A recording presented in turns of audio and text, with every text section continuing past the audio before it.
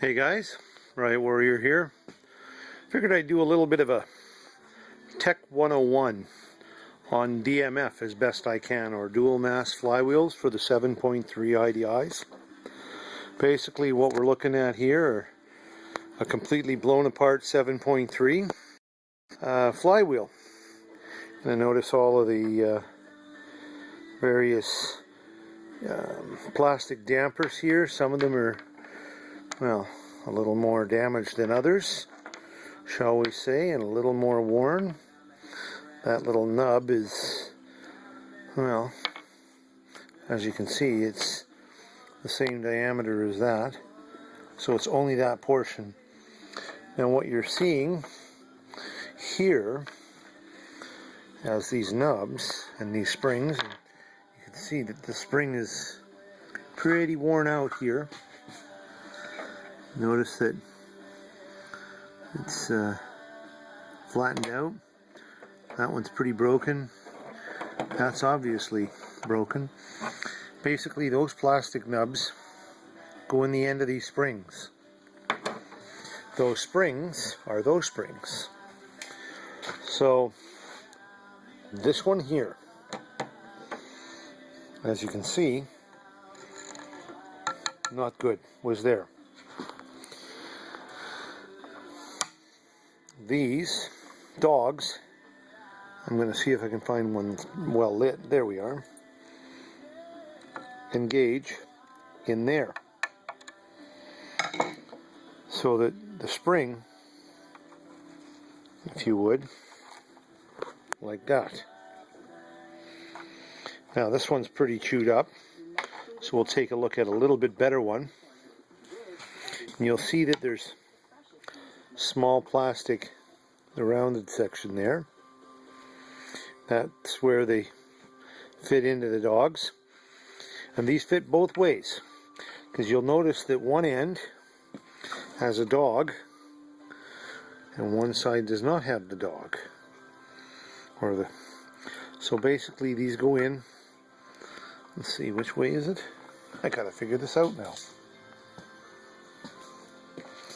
If I'm not mistaken, whoops, if I'm not mistaken, it's like this right here. Anyway, these are supposed to go in here, and those dogs engage in the plastic. They actually go in, there they are, and then your spring would go into that and lock in there. So the way they do it is, of course, they put the dog end in first with the spring, compress the spring, and release it, and it goes in there. So, how does a dual mass work? We know that there's no clutch disc with springs, and I'll bring one up here. Here's one. There's a clutch disc. No spring hub like normal. So what dampens? So, we'll take a quick look. This is a dual mass flywheel that you can see is moving quite a bit and quite freely.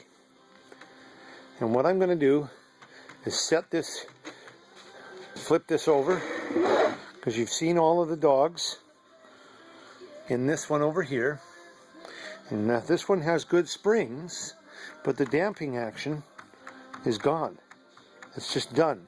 So I'll flip this over. Here we go.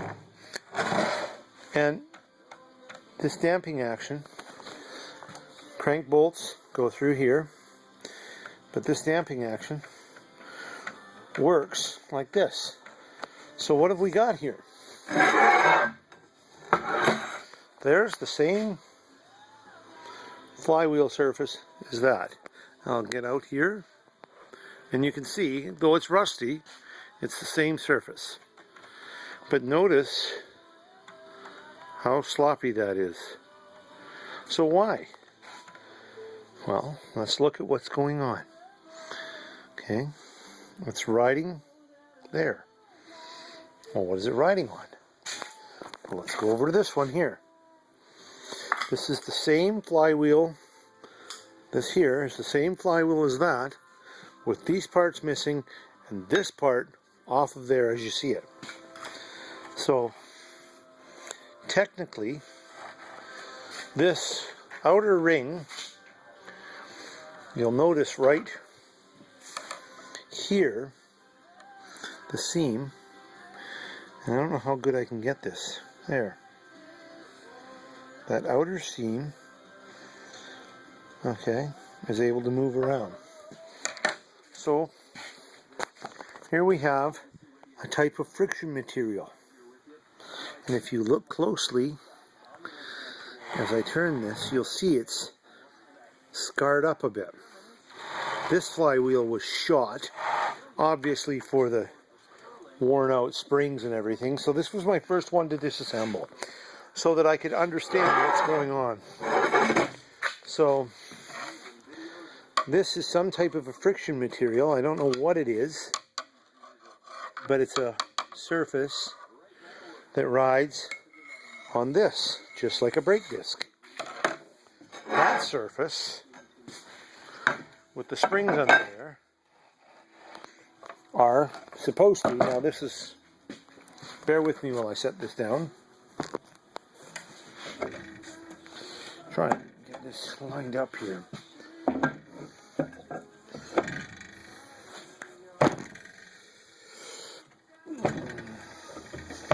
Obviously there's enough rust that I can't get this to work as I want it to.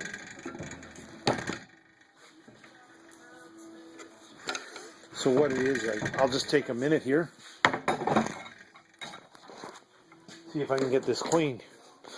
What it is this edge here seems to be not letting it down. So we'll just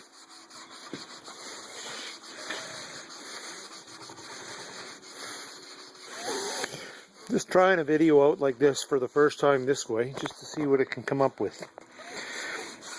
I need to get some type of tripod for the cell phones so that I can actually get this done. Now,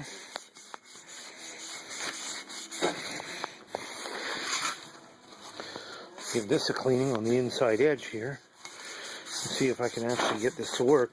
This has been sitting apart with intentions of doing this for some time, gathering rust and getting everything. I've cleaned this surface here with my thumb's tapping. I did that earlier today. I guess I could have done a better setup. Well, we'll see if we can get this to work. So, anyway, that goes down on there, and now that technically, there we go, it's moving. These bolts go in there like that, and there's 6 of them, and that would be your clutch surface right here. So what happens is that you get a damping action, but I can't turn this one because it's all rusted and seized. This one is too loose. I may redo this. We'll drop a clutch disc on there. This is my good clutch, so just bear with me for a moment. This is the one for my truck. It's out of my white Rhino.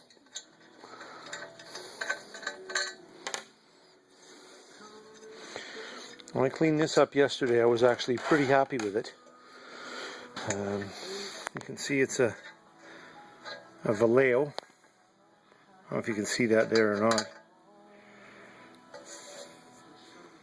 Vallejo, right there. I have 3 clutches sitting here all together. This is the one, as I said, out of the white Rhino. I'm a little bit of wear on my fingers, the diaphragm fingers. Oops.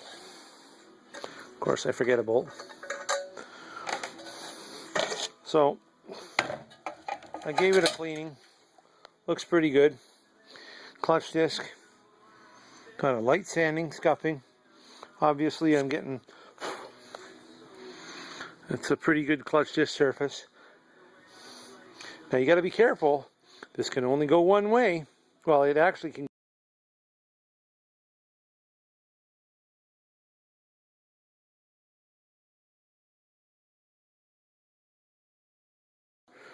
Well, obviously, there's enough clearance for that to fit in there. But guys have done it, put it in here, and it will tear up the rivet heads. So, comparing apples to apples, this is one that's loosey-goosey, and this one is actually tight. I actually have to work it. I'll see if I can get an angle on this that I can hold the camera on. What can I use here? Something really handy. Let's see what I got. Alright. Does that offer me what I need?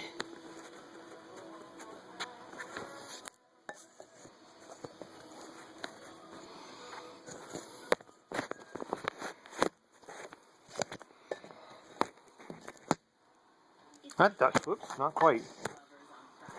Well, that's interesting. Okay, that does. So, this one, you can see, is actually tight. I'll see if I can.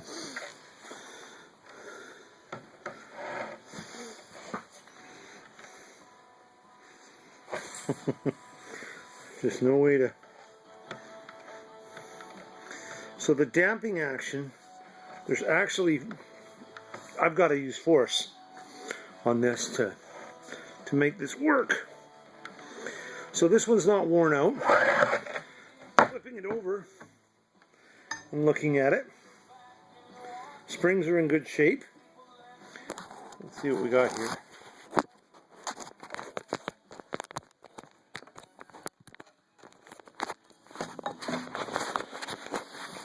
So I gotta do some cleanup, but this one, the springs are in nice shape.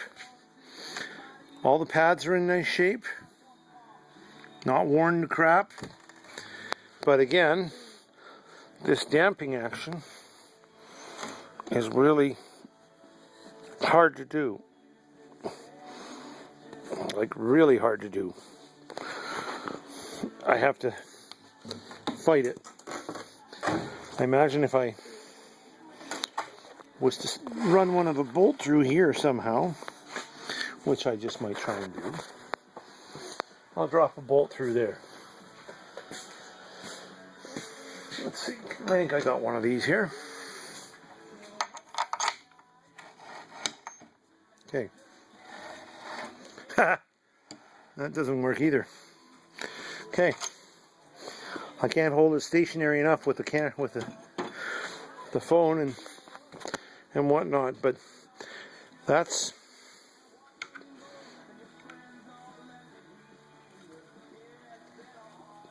really tight, and that's what you want. You want a really tight one, not a loosey-goosey one that with my pinky I can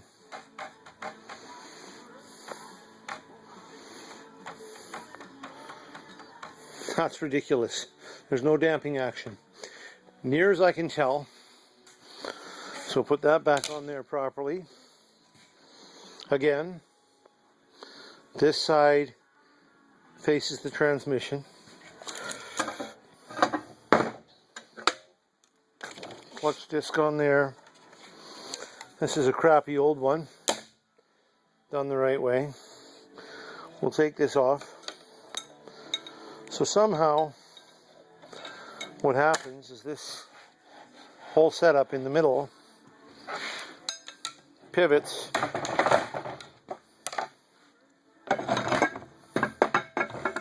and that surface there rubs on that as a brake disc or as a dampener. I'd love to know what this material is. It's pretty hard. So once that's worn out, it can no longer resist it. That's what I think's wrong with this one. So that's the synopsis of a dual mass flywheel, so that you get that oscillation, I guess, so that the dampens out the firing or the cylinder pulses, because they are so strong in the 7.3 IDI. That is a dual mass flywheel. Thanks for watching.